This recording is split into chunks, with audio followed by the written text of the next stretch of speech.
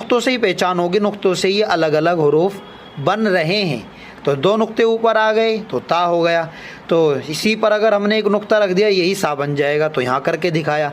बिल्कुल ऐसे ही करके इसके ऊपर 3 नुक्ते रख दिए गए तो ये सा हो गया।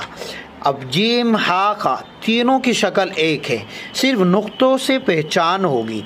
जीम के पेट में, इसको बोलेंगे पेट कह लीजिएगा आप, या नुक्ता या इसके अंदर कह लीजिए। तो जीम के पेट में एक नुक्ता, तो पहचान किससे होगी? तीनों हरूफ, जीम भी और हा भी और खा भी एक ही शक्ल पर वाक़े हुए हैं।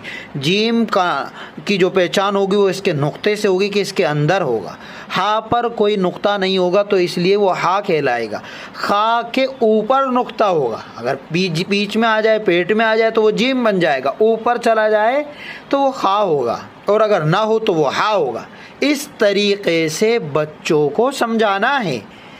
और जो पेरेंट्स चाहते हैं कि हमारा बच्चा इस तरीके से टीचर से पढ़े और बाकायदा वो पढ़ना चाहते हैं, तो वो इस नंबर पर कांटेक्ट कीजिए 90 और 68332350। इसको हिंदी में भी आप सुन लीजिए, 90 68 33 23 50।